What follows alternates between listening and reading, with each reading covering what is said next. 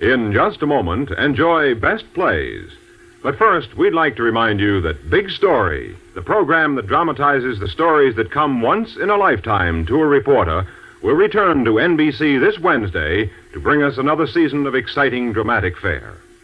Another program note for your listening enjoyment is the switch of Truth or Consequences back to its Thursday night stand. Yes, Ralph Edwards and his full bags of stunts and surprises for unsuspecting studio contestants will be with us every Thursday beginning next week. But now, it's Best Plays on NBC. From New York, where the American stage begins, NBC presents Best Plays, transcribed with John Chapman.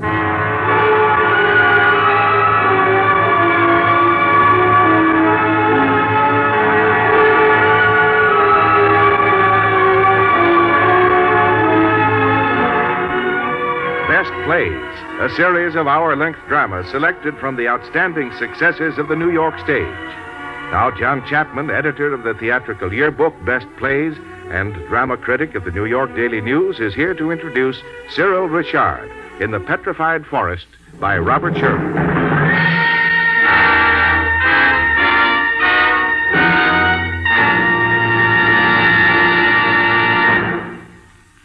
Mr. Chapman. Thank you, and another warm welcome to our audience. Our best play at this time has had quite a history. It provided one of the best roles ever played on Broadway for and by a beloved and distinguished actor, Leslie Howard. It was written by one of the most distinguished American dramatists, Robert E. Sherwood. Its producers were no less distinguished, having been Mr. Howard, Gilbert Miller, and Arthur Hopkins. The most familiar item in the long legend of the Petrified Forest concerns the hunch Arthur Hopkins had about a young actor. Hopkins had seen this young actor as a well-groomed chap with patent leather hair in a comedy or two, and he had the idea that this young fellow had possibilities. He could, Hopkins figured, do something besides light comedy. And so it came about that the actor was chosen to play Duke Mantee, the gunman, in the Petrified Forest. The lucky young man whom Hopkins had picked out was Humphrey Bogart, and Bogart was immediately given a chance in the movies. But the star of the play was Leslie Howard, and our star for this performance is another distinguished actor from England, Cyril Richard. Not long after our play begins, we shall meet Mr. Richard in the role of Alan Squire, a man who has managed to bum his way as far west as the desert section of eastern Arizona.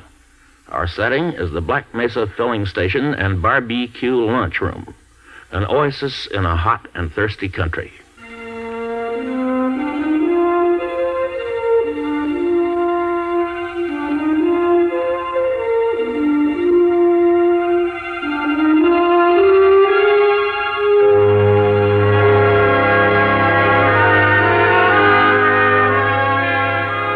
You wouldn't be exaggerating much to say it was the lonesomest place in Arizona.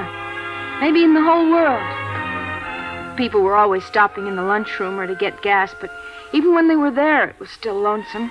Because, you knew that they'd be leaving for somewhere else right away. The ones who stayed there all the time were Gramps and Dad and me and Bose. Once Bose had been a football player, but Dad had given him a job around the filling station. He always wore this little gold chain around his neck. One day I asked him about it. I've been waiting for you to notice that. That was my father's watch chain. Where do you see what's on the end of it? Look. Little gold football. Solid gold. I got that for intercepting a pass and running 68 yards to a touchdown. Here's something else.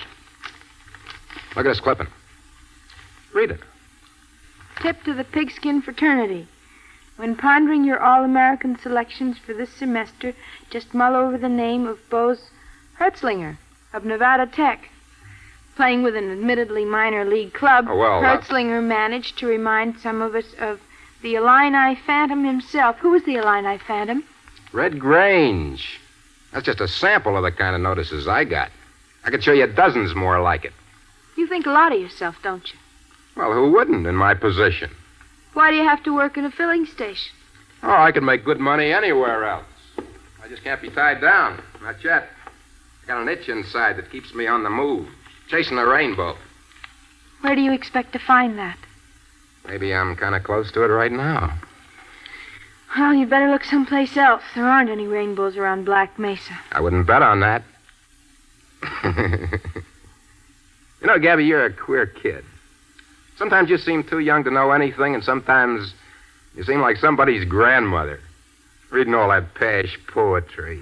That gives me an idea. An idea of what? Oh, it's easy to tell when a girl's ready for love. How do you tell that, Bose? Well, one pretty sure way is when she starts calling me by my own name for the first time. Oh. Another way is how I feel myself. Takes two to make a radio program, you know. The one that's sending and the one that's receiving. And when I'm with a girl who's cute and appealing, I can feel sort of electric waves running all through me. I can be pretty sure that she's doing some broadcasting, whether she knows it or not. Have you got a program coming in now? Can't you kind of hear it, honey? Listen. It's like the hottest torch song that was ever sung. You can call me a sap if you want to, Gabby, but I guess I'm falling in love with you. I'm getting so I want you more than is good for me. Have you ever been in love before? Never. Did you ever say you were? Oh, sure, plenty of times. And did they believe you? Certainly they did. And I'll tell you why. Because they were all dumb. That's just where you're different, Gabby. I couldn't fool you. I'm smart, am I? Too smart for most men. You'd catch on to them, but that's just what I want, because the more you see into me, the more you're going to like me. You better look out if you want to hold on to your job. Dad might come in, and he doesn't like to have the help making passes at me. That wouldn't bother me, honey sweet. There are plenty more jobs for anyone with the ambition I got. But there aren't plenty more girls like you. You're going to love me, Gabby. You're going to love me a lot. As a matter of fact, I'm going to kiss you so... Look out. Someone at the door. We'll talk about it some more later.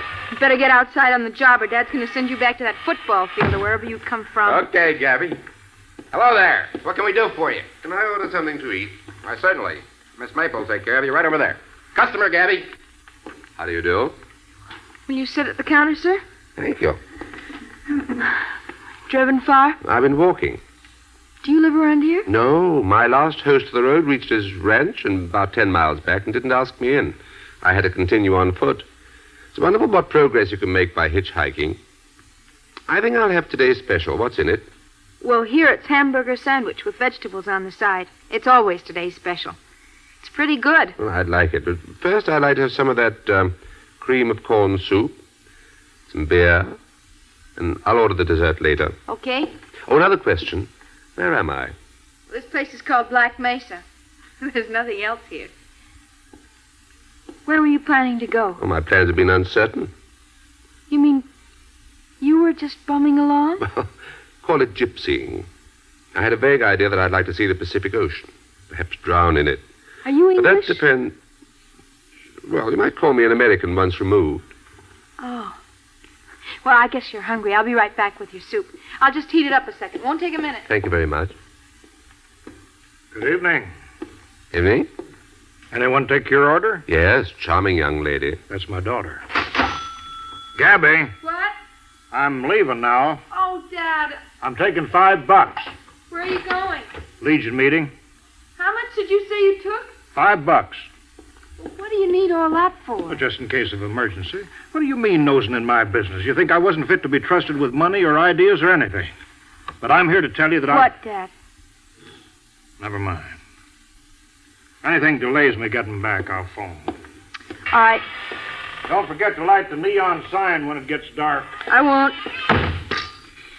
Well, here's your soup, my friend. Thank you.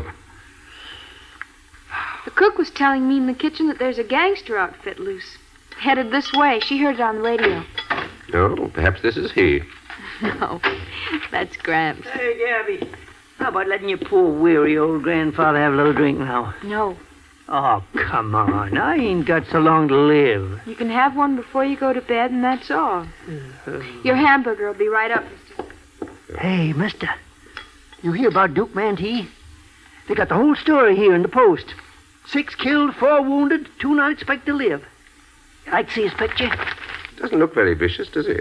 Well, I tell you can't tell a killer from his picture, except by his chin. Now, that's the funny thing about a killer. He always holds his chin in. You ever notice that? No, I don't think I've ever seen a killer. Oh, I have. Plenty of them. You ever hear Billy the Kid? Yes, indeed. Yeah, I knowed him well. Down in Pecos County. He took a couple of shots at me once. Oh, I congratulate you on still being with us. Well, it was kind of dark, and he'd had a few, and besides, I don't think he really meant to do me any real harm. He just wanted to scare the pants off me. Did he? No, I seen he was just having some fun, so I said to him, "Kid, you're drunk."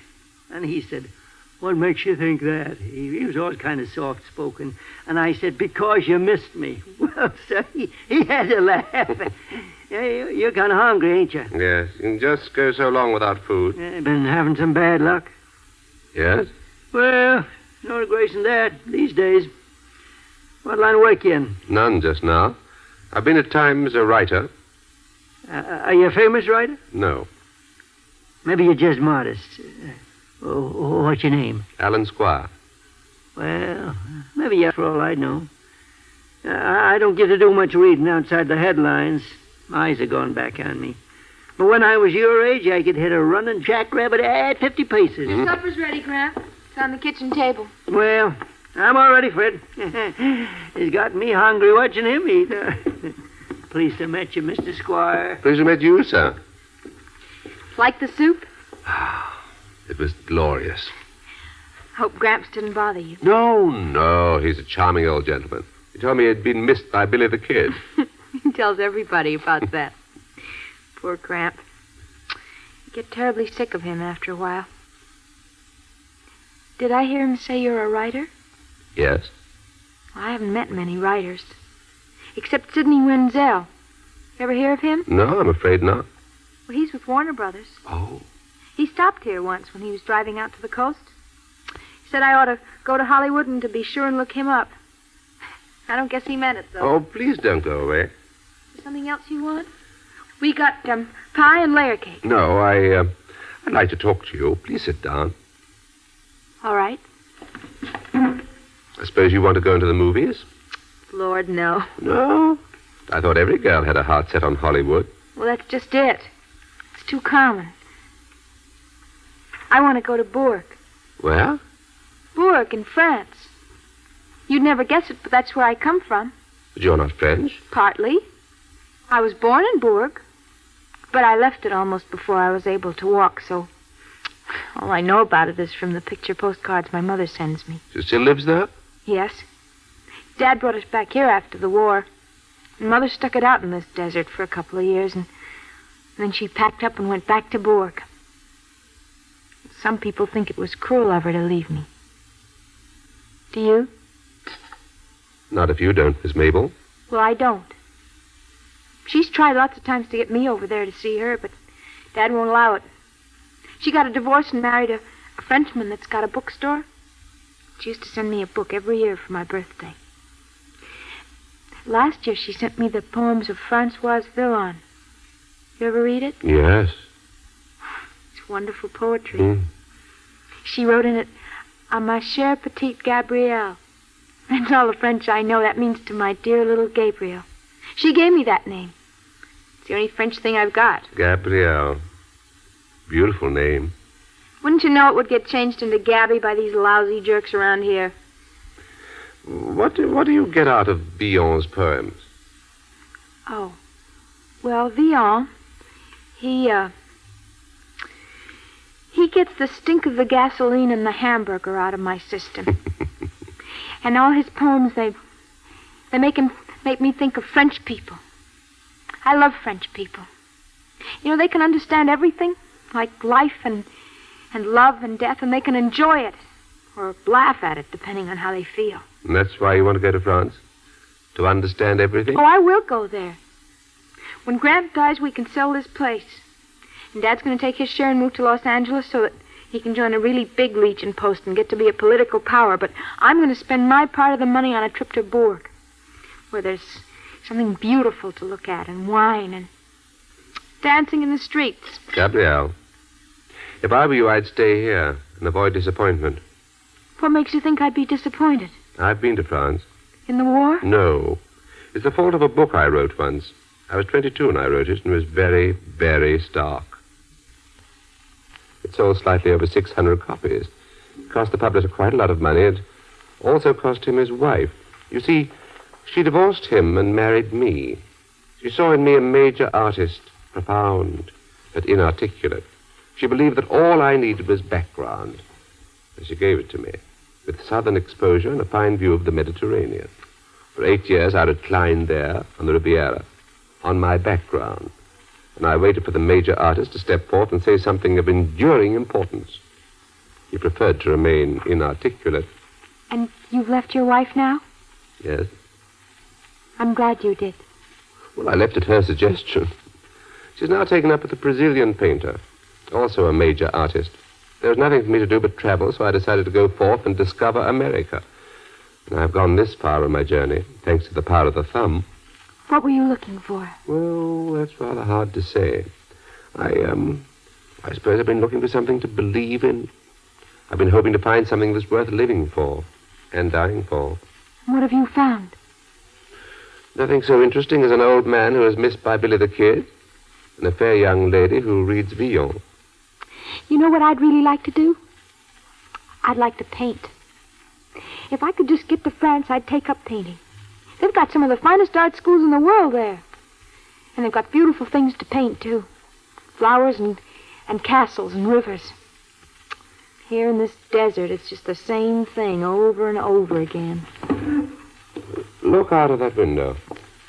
Don't you realize there are probably thousands of artists in France who are saying, I'd find a really big theme for my canvas if only I could get out to Arizona? Oh, I know a lot of people come out here and they just go crazy about the desert. And they say it's full of mystery and it's haunted and all that. Well, maybe it is.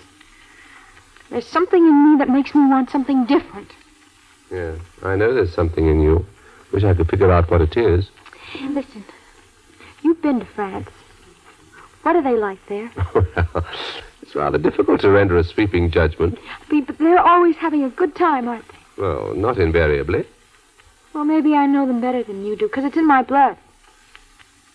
Sometimes I feel as though I was, sparkling all over, and I don't care what happens. I mean, I want to go out and do something that's absolutely crazy and marvelous. Mm-hmm. Then the American part of me speaks up and spoils everything. Makes me go to work and figure out a lot of dull accounts. So many pounds of coffee, so many frankfurters, so many rolls. You keep the accounts correctly? Well, if I didn't, this place would be bankrupt. Then that's the French part of you. The sparkle must be 100% American. Would you like to marry a Frenchman? I don't want to marry anybody. I want to be always free. Oh, and how about that stalwart youth out there in the football jersey? What makes you think I'd take any notice of him? Well, when I came in here, Oh, sure, he was kissing me. I wasn't kissing back. Do you think I should have? Don't ask me, Gabrielle. Let your French blood guide you. It's infallible in matters of that sort. But you ought to know something. I mean, you've seen a lot, and you've written a book. And you've been married. I don't know anything.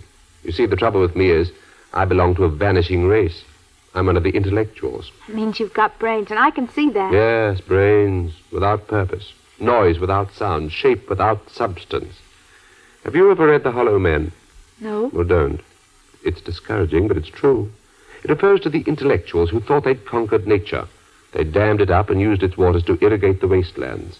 They built streamlined monstrosities to penetrate its resistance.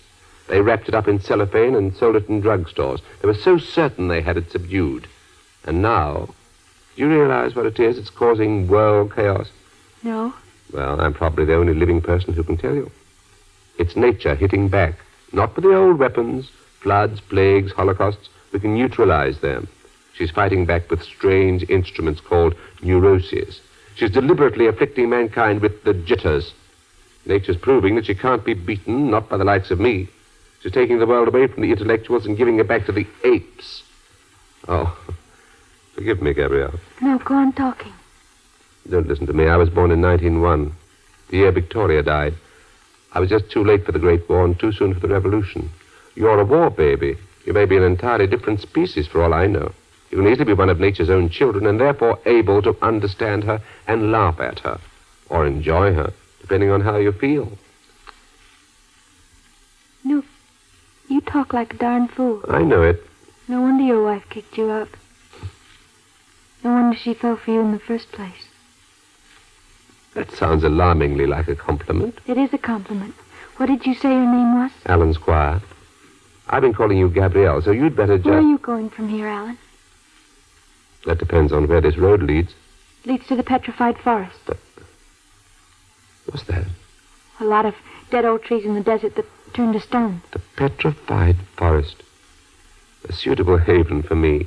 Perhaps that's what I'm destined for, to make an interesting fossil for future study. Homo semi-Americanus. A specimen of the in-between age. I was just thinking... I'd like to go to France with you. Oh, no. No, Gabrielle. I can never retrace my footsteps. You mean you haven't enough money? Oh, even that's an understatement. I haven't enough either yet. Alan, do you know how much money Gramps has salted away in the bank in Santa Fe? $22,000. It's in Liberty bonds now, and it's all willed to me. Well, I guess we could travel pretty far in that, couldn't we? Too far. Well, we could go to France and you'd show me everything, all the cathedrals and the art, and explain everything. Would you like to? That's a startling proposal, Gabrielle. I hadn't expected to receive anything like that in this desert. Well, we'd have to wait, maybe years.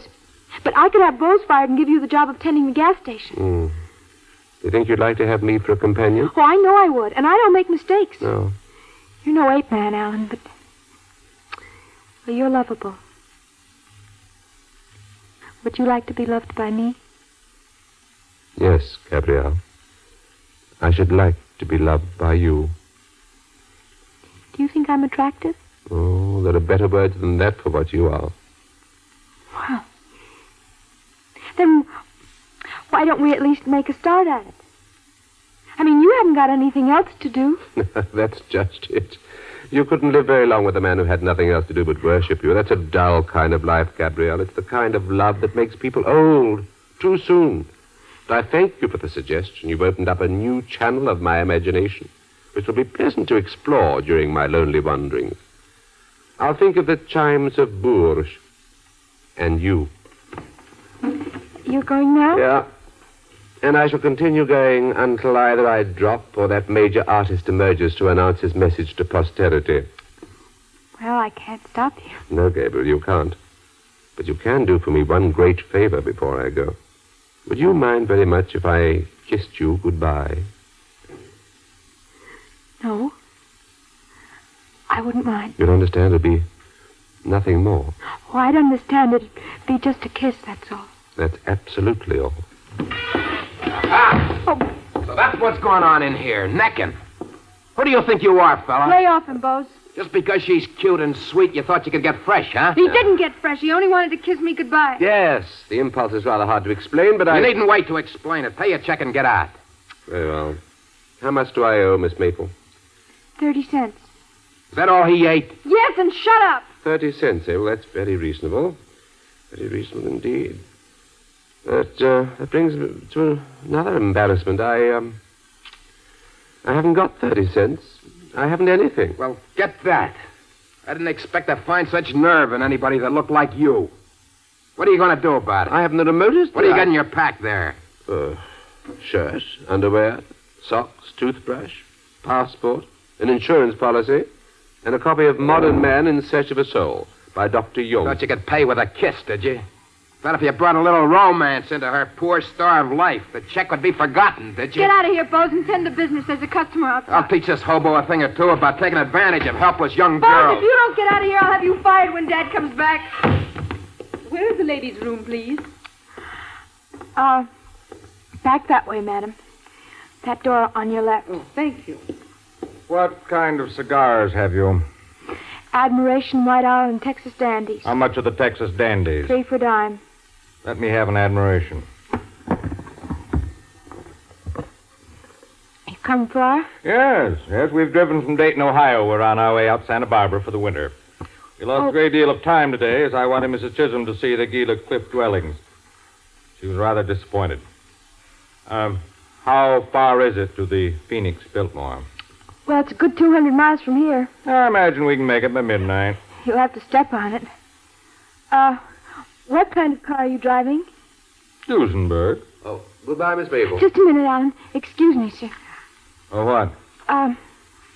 Would you have room in your car for another party? Who is it? with this friend of mine, Mr. Squire. He's on his way to the coast, and he hasn't got a car just now. He's an author. Well, I suppose you could ride with us. Thank you very much, Mr. Chisholm. And thank you, Miss Maple. I remember your kindness. Don't mention it. Well, are we ready to start? This is Mr. Squire. Mr. Squire, darling. We're giving him a lift as far as Phoenix Biltmore. How do you do, Mrs. Chisholm? How do you do? Goodbye, Gabrielle. Goodbye. I suppose I'll never see you again. Nope. That's the way it is in the gas station. They come and they go. Well, goodbye. Maybe we'll run into each other someday in Bourke. Perhaps. Goodbye.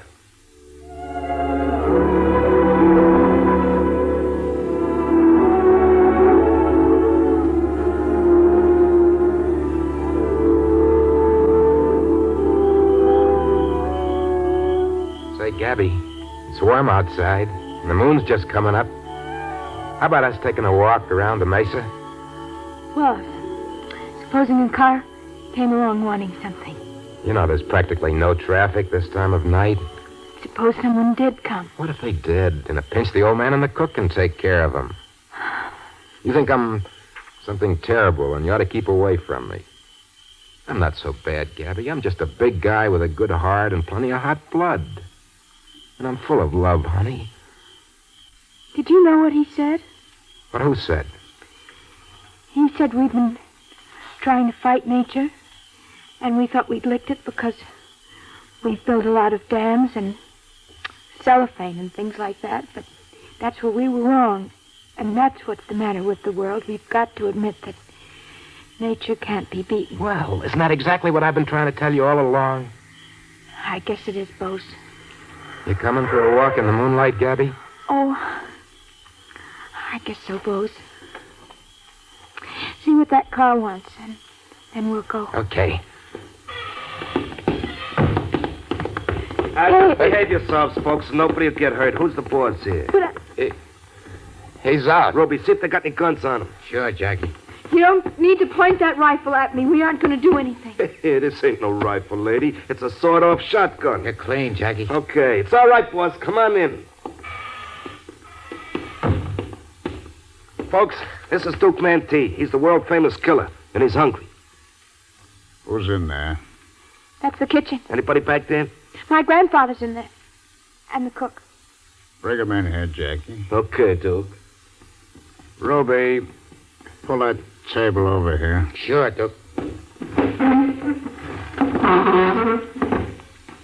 How long are we going to stay here, Duke? Until they get here. You going to wait for that blonde? Get out of here. Back the car into the shadow. Stay with her. When are ye? You're late. Please, no, mister. Please don't shoot me. Don't kill me, mister. Please don't kill me. Quiet, Pepita, quiet. We ain't gonna do you no harm. All we're gonna ask you to do is ask you to cook something. Now, you wouldn't mind that, would you, Pepita? No, mister, I swear I cook anything. You just tell me. So you're Mantee, are you? You're the killer. Sit down over here with the rest of them, Pop. Yes, sir, Pop. That's the greatest killer alive today. Why, did you hear what happened in Oklahoma City? Yeah, I heard. You pulled off a massacre. Who said it was a massacre? The Denver Post. I got it right here. Let me see that. Put that paper down. Did it say how many we killed? 6 killed, 4 wounded. Hey, did you hear that, Duke? We killed 6 and wounded 4. What's to eat back there? Hamburger. And we got chicken, mister. 2 of the wounded not expected to live. All right, cook the chicken and the 4 hamburgers. Plenty of onions. Boy, that was some massacre, huh? What's your name, sister? Gabby. Bring us beer for the bunch, Gabby. You fellas like to join us? I never touch it. I guess I'll have a whiskey. None for you, Grab. She says I can't have even a little one. Why can't I have one? Let him have it, Gabby. Sure, he can only be young once. Can I begin cooking now, mister? Yeah. Oh. I'll go with it, Jackie. Oh, yeah. Come on, Pepita. Oh, and while the chicken's in the oven, you and me will talk a little politics, huh? Kid? Hey, Duke, let me tell you. Sit down. You needn't think I'm scared of you. I known real killers in my time. Here's somebody else for the party, boss. He came walking up the road. Come on in, pal. Well, we meet again. Alan, you know him? They stopped us down the road and took Mr. Chisholm's car. Said we could take their car, but they left it locked. The Chisholms are there now, waiting. Just let them wait, pal. Have a glass of beer? Thank you. Might I have some whiskey instead? Certainly. Give him a drink, Gabby. And, how about turning on the radio? Yes. What'd I tell you, Mr. Squire? Look at that chin. He's a killer, all right. He's a gangster and a rat. He ain't a gangster. He's a real old-time desperado. Gangsters are foreigners. He's an American. See if you can get some news on that radio, will you? Can't get but that one station. Well, leave it on. If the sheriffs find out Mantee's out here, we'll see some real killing. All right, everybody. The cops ain't likely to catch up with us. Not tonight. So we can all be quiet and peaceable. Have a few beers together. Listen to music. Not make any wrong moves. May as well tell you, folks, old Jackie in there with a machine gun, he's pretty nervous, jumpy. He's got the itch between his fingers. So let's everybody stay where they are. Let there be killing. All evening long, I've had a feeling of destiny closing in. Do you believe in astrology, Duke? I couldn't say, pal. I don't, normally. As I was walking along that road, I began to feel the enchantment of this desert. I looked up at the sky, and the stars seemed to be reproving me, mocking me. They were pointing the way to that gleaming sign and saying, "There's the end of your tether. You thought you could escape, but we know better." That's what the stars told me. Perhaps they know that carnage is imminent and that I'm due to be among the fallen. It's a fascinating thought. Let's skip it. Here's a toast. Happy days, everybody. Yes, sir. Sure is pleasant to have a killer around here again.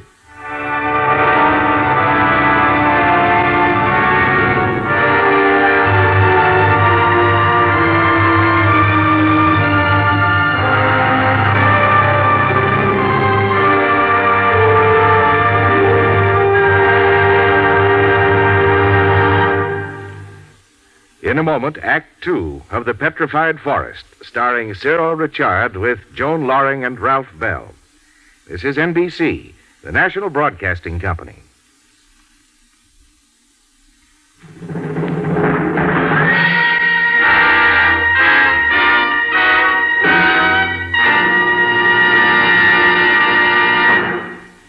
Now, Act Two of the Best Plays production of The Petrified Forest, starring Cyril Richard.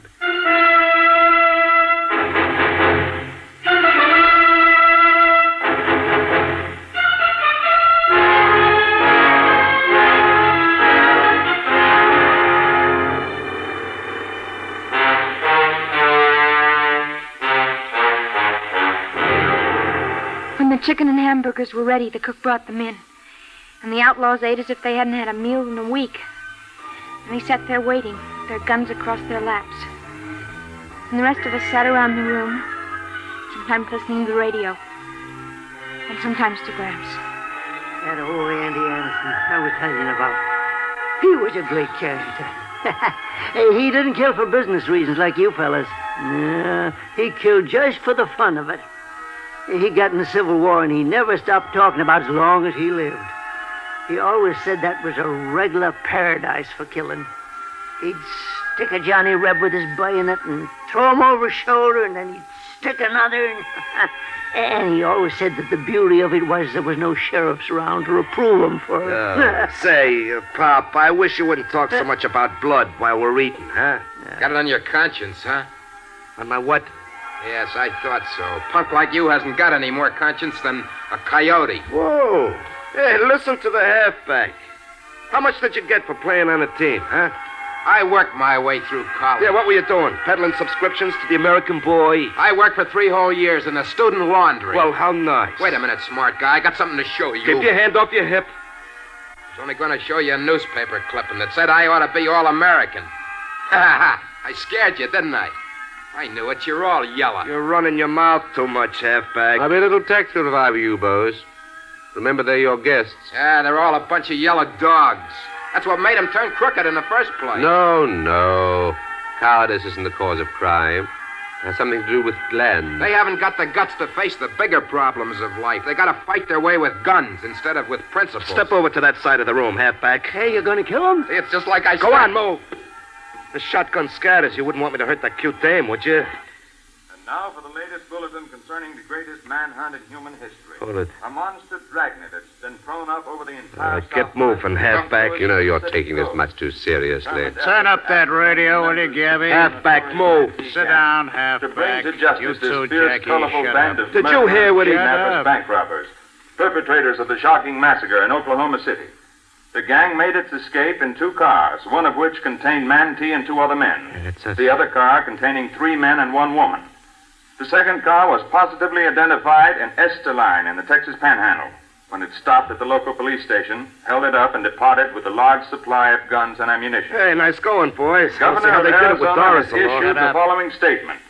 As long as Mantee and his followers are at large, a blotted shame will mar the proud scutcheon of these United States. Oh. Any citizen who knowingly gives aid or comfort to these public enemies is a traitor to his country and will be answerable before the great bar of public opinion. Sheesh. I'll now give you the scores of the leading football games of the day. Carnegie Tech 13, Turn it Miami off, 7. Gabby. Washington State 19, Virginia 6. When are we going to lamb out of here, boss? When it's time. Gonna make a run for the border, boys? Oh, sure. We'll give you our whole route before we leave so you can tell the hick cops and have them give us a motorcycle escort. I think I'm about ready for another whiskey, Gabrielle, if I may. Here, just keep the bottle. Listen, panhandler, who told you could call her by her first name? Now, please, Bose, you and I must be friends as long as they'll let us. Why don't you take a suck at him, halfback? He hasn't got a gun. Hey, how long are you yegs going to stick around here? Be quiet, halfback. Yes, boys, you'll just get yourself in trouble. Gabby, I got a terrible feeling something's going to happen, and I got to tell you something. I love you, Gabby. Doesn't make any difference to you because you don't know what it means to be really crazy about somebody. For all you know, maybe I do. I don't believe it. Who are you ever? Hey, Duke, you fellas going to spend the night here? Can't say, Pop. Maybe we'll decide to get buried here. You better come with me, Duke. I'm planning to be buried in the Petrified forest. I've been evolving a theory about that would interest you. It's the graveyard of the civilization that's been shot from under us. It's the world of outmoded ideas. Patriotism, Christianity, romance, the economics of Adam Smith. There are all so many dead stumps in the desert. That's where I belong, and so do you, Duke. For you're the last great apostle of rugged individualism. Aren't you? Maybe you're right, pal. Gabby, who were you ever crazy about? Well, if you've got to know, it's him. What? I was just telling Bose that I'm crazy about you. Can I possibly be drunk? You will be if you keep hitting that How rod. did you happen to fall for that guy? After you left, Alan, I felt as if I'd come out of a dream. And I caught on to myself, and I knew I'm just another desert rat, and I'll never be anything else. And I just better get rid of all that girlish bunk that was in me, like thinking so much about going to France. And art and dancing in the streets. Gramps, Sit down, pal. I want to talk to Gramp. Talk to him sitting down. Very well. What's on your mind? Those Liberty bonds of yours, buried in Santa Fe. How'd you know about them? What are you going to do with them? I'm going to leave them where they are. Yes, leave them where they are. Your granddaughter's stifling and suffocating in this desert, and a few of your thousands would give her the chance to claim her birthright. Yeah, maybe give you a chance to steal it. That's a low way to justify your stinginess. What? Oh, I know you were a pioneer once, but what are you now? A mean old miser hanging on to that money as though it meant something. Why don't you die and do the world some good? You must be drunk. What's the matter with you? What do you mean talking to an old man like that? Oh, you're right, Duke. I was guilty of bad taste. And I apologize, Mr. Maple. Oh, sure. Hey, there's 2 people coming down the road, boss, a man and a woman. Look like the owners of that Duesenberg. Okay, Ruby, show 'em in when they get here. Duke, if you had any Robin Hood in you, you go to Santa Fe and rob that bank and give it to Gabrielle before it's too late for her to use it as it should be used. She'll get it when she needs it. When she has a family of her own to support. And probably a good-for-nothing unemployed husband. Are you hurt, Bose? You got me in the head. I'll get you in the head. You make another move for that Tommy gun. Take him in the kitchen, bandage him, Gabby. He'll be all right. Go with him, Jackie. Tie him up, leave him there. So you tried to be brave, did you, halfback? Well, it was a nice try. Tough luck. Here's company, boss. Come on in. Over here, pal. You too, lady. Are you Mantee? I knew it was a mistake to take that hitchhiker into the car. I don't see what he had to do with it. He certainly didn't help matters much. Now, listen, everybody. I don't want anybody getting any more ideas like that football player did. Just keep in mind that me and the boys are candidates for hanging. The minute anybody makes a wrong move, I'm going to kill the whole lot of you. So keep your seats, huh? Duke, I have a great favor to ask you. Yeah? I don't think you'll refuse it because you're a man of imagination. You're not afraid to do rather outlandish things. What are you getting at? There's an insurance policy here in my pack. I'd like to take it out if I may. All right, just don't try anything funny. What do you want with your insurance? You expect to die? You've guessed it, Mr. Maple. Huh? Duke, this insurance policy is my only asset. It's for $5,000 and was made out in favor of my wife. She's a rich woman and she doesn't need the money. Now, I'm writing on the policy that I want the money paid to Gabrielle. What I'm getting at is this, Duke. I wish I'd be much obliged if you just kill me. It couldn't make any difference to you, Duke. They can only hang you once. And you see, Duke, in killing me, you'd only be executing the sentence of the law. I mean, natural law. Survival of the fittest. Say, he is drunk. Sure. I'm having a fine time showing off. Oh, of course I'm showing off. I'm trying to rival Bose in gallantry. Is there anything unnatural in that? Bose is ready to sacrifice his life to become an all-American star, and I'm ready to do likewise.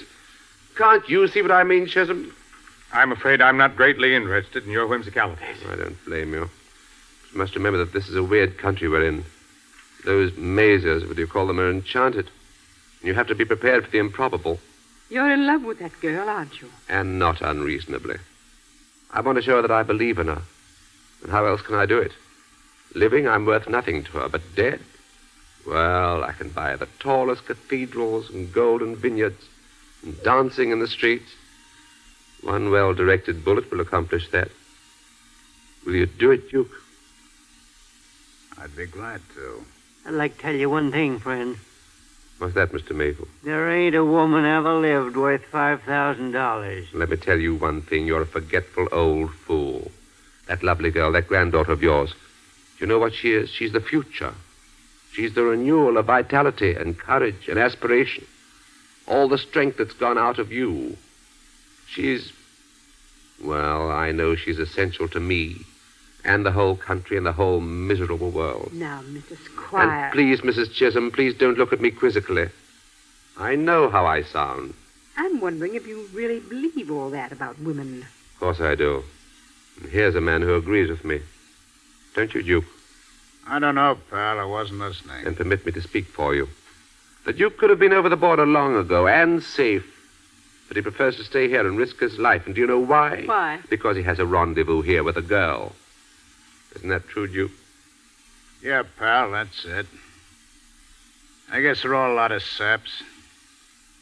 But I wouldn't be surprised if you were the champion. Did you think I was kidding when I said I'd be glad to knock you off? I hope that neither of us was kidding. You're all right, pal. I'll try to fix it so it won't hurt. You're all right, too, Duke. I'd like to meet you again someday. Maybe it'll be soon. You know, this frightful place has suddenly become quite cozy. And that's my doing, Mrs. Chisholm. You ought to thank me for having taken it out of the realms of reality. I'm going to see something at last. And after that dreadful dull day looking at cliff dwellings, do you realize that we're going to witness murder? He's actually going to shoot him. Shh, Mrs. Chisholm. Hello, Gabrielle. How's Bose? He'll be all right. Did you tie him up good, Jackie? Yeah. In the bathroom. Hey, Duke, it's after 10 o'clock.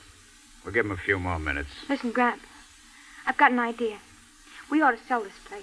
We could get a good price because people are going to be flocking here just to see where Duke Mantee stopped. You still aiming to take that trip to France? No, I'm asking you to do it for Dad's sake. Let him get located in Los Angeles.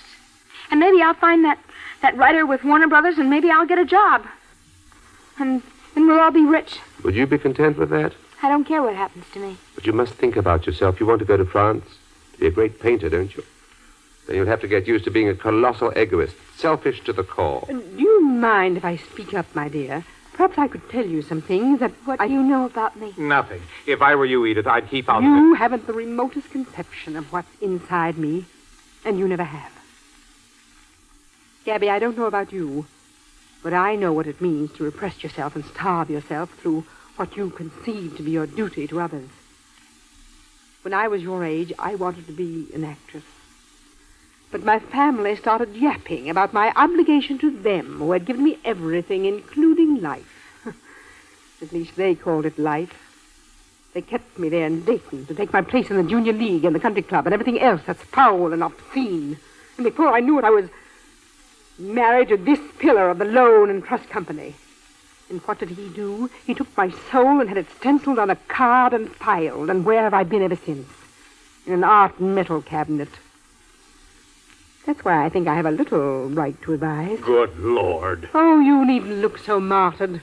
You know perfectly well that until this minute I've never complained. Never complained. Forgive me if I indulge in some quiet, mirthless laughter. What you wanted is a wife who's an ornamental cipher. And I've given you what you wanted. At the cost of my individuality, my self-respect, and everything else. At the cost of nothing. I suppose you never came storming into my office and created a scene just when I was straining every faculty to find ways to pay your insane extravagances. Quiet! Gabby, don't let them stifle you with their talk about duty. Go to France and find yourself. I suppose she learns there's nothing there to find. Even so, it would be better than endless doubt. You know, there's something here that stimulates the autobiographical impulse. What kind of life have you had, Duke? Rotten. Oh, no, I don't believe it. Why not, lady? Because you've had the one supreme satisfaction of knowing that at least you're a real man. Yeah, that's true. But what has it got me? I spent most of my time since I grew up in jail. Looks like I'll spend the rest of my life dead. Excuse me, Duke. How's the time getting along? It's just about up, pal. I must talk to you, Gabriel. You can wait until after they've gone. No, I can't wait. I mean, when they go, I go. I have to tell you now that I love you. Oh, now listen, Alan.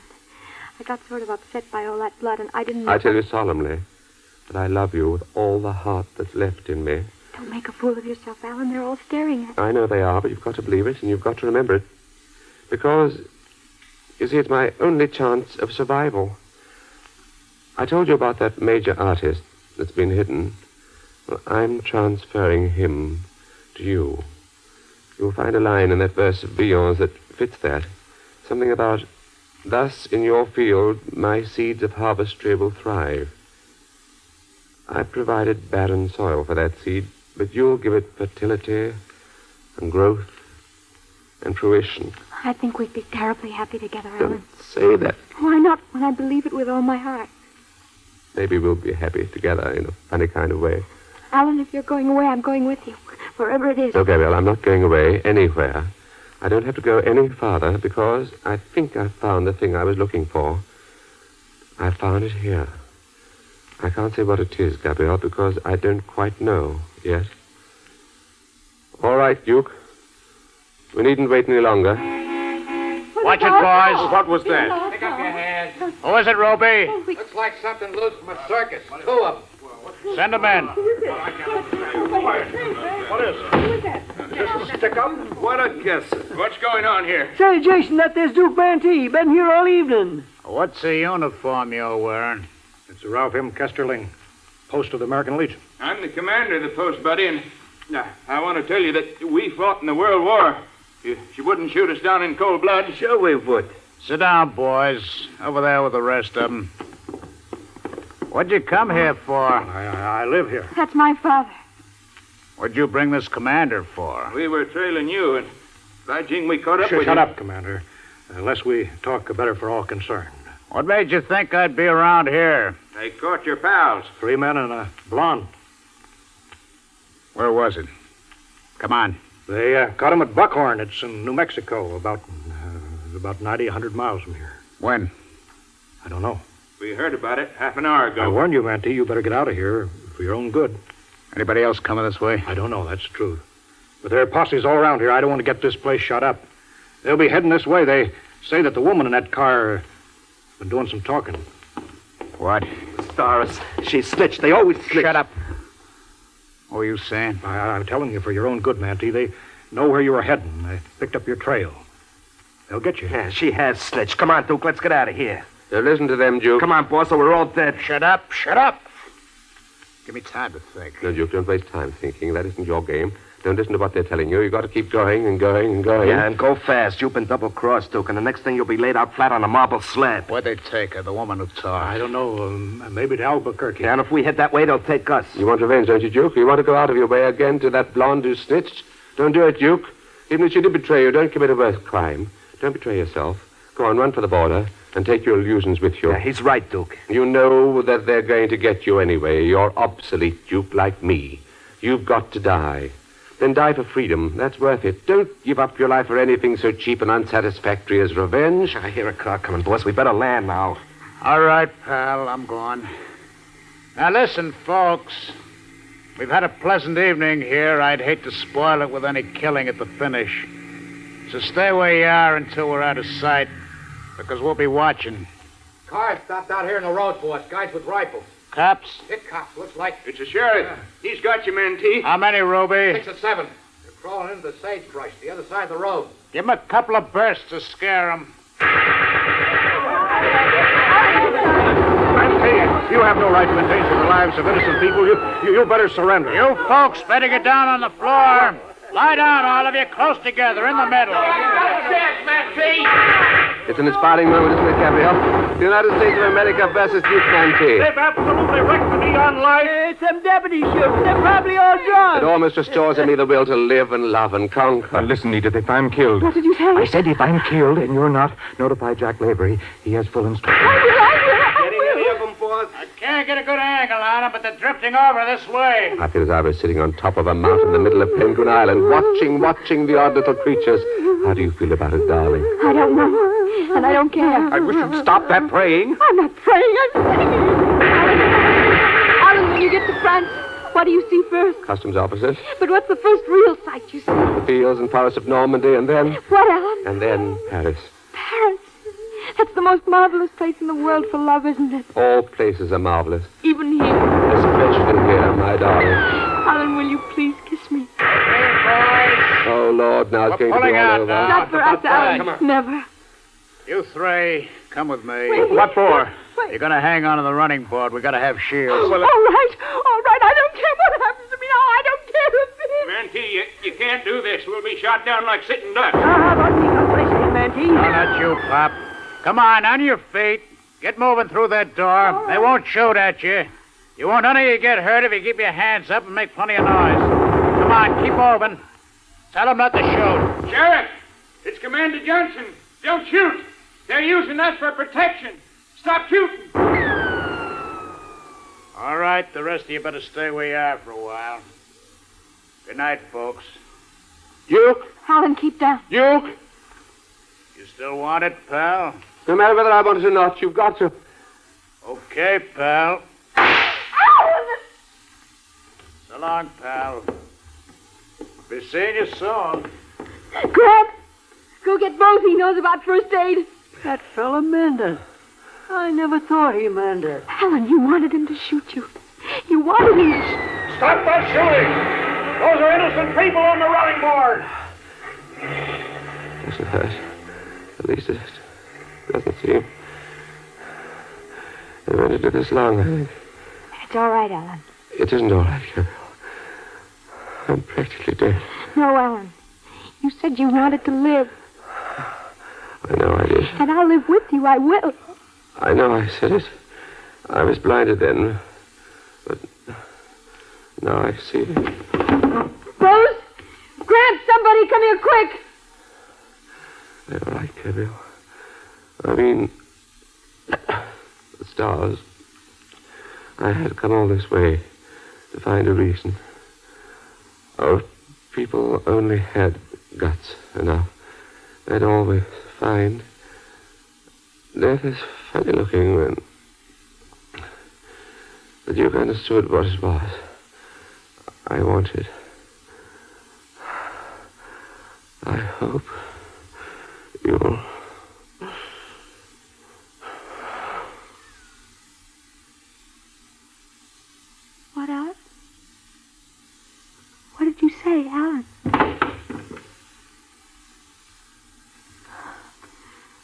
No, don't worry, Helen. I'm not going to be a damn crybaby about it. I know you died happy, didn't you? Are you all right, Gabby? Oh, kid? He's dead. Sure is. And he don't miss. Oh, that's tough. He was a good guy at that. Listen, Gabby, here's the funny thing. His life insurance for 5,000 berries. He made out to you on it. Looks regular. Said he wanted you to spend it on a trip to France to see your mother. Of course, I don't know if it's collectible, but I'm going to get to Summerfield in the morning and see about it. He was the queerest feller I ever did see. I couldn't make him out. Well, what's the damage in here? What did Mantee shoot him for? Is he? Yeah, he's gone. Oh, poor fella. Well, he died a hero's death. We'll give him an honorable funeral. We'll bury him out there in the Petrified forest. What? That's what he wanted. That's what he said. Come away from him, Gabby. Don't keep staring at him. I gotta get somebody on Mantee's trail.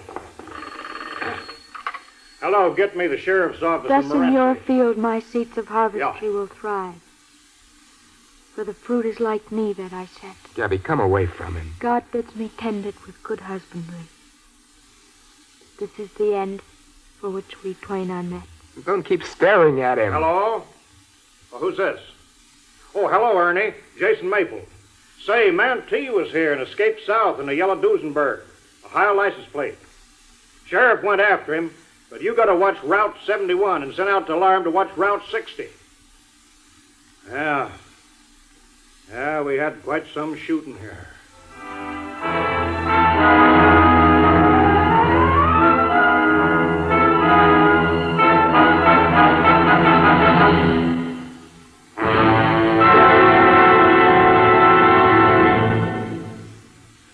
You have just heard the Best Plays production of The Petrified Forest by Robert Sherwood, starring Cyril Richard. And here once more is your host, drama critic John Chapman. You might like to join me in thanking Mr. Richard and our Best Plays Company for an admirable performance. And we'd better thank Robert E. Sherwood, too, for having written the play. The Petrified Forest has been the 52nd production in our Best Plays series, and we've been proud of most of the 52. Several of these plays have been extraordinarily good. The combination of fine drama and right performances, which is always the goal of the theater. One of the best was The Mad Woman of Chaillot, a French comedy by Jean Giraudoux. And quite often, listeners have written in to say they'd like to hear it again. So, next week, our 53rd production of this series will be a second performance of The Mad Woman. Once again, our cast will be headed by Aline McMahon, Estelle Winwood, and Agnes Young. This is Chapman saying goodbye until then.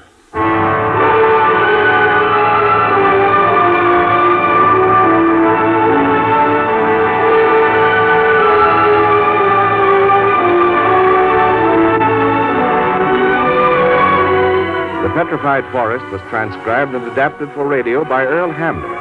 Heard in the cast were Joan Loring as Gabby, Ralph Bell as Duke Mantee, Joseph Julian as Bolt, Adelaide Klein as Mrs. Chisholm, Ted Osborne as Mr. Chisholm, Wendell Holmes as Jason, James Bowles as the Legion Commander, Larry Haynes as Jackie, Kenneth Lynch as Ruby, and Edgar Staley as Grant. Best Plays is an NBC Radio Network production supervised by William Welch and directed by Edward King. Your announcer is Robert Denton.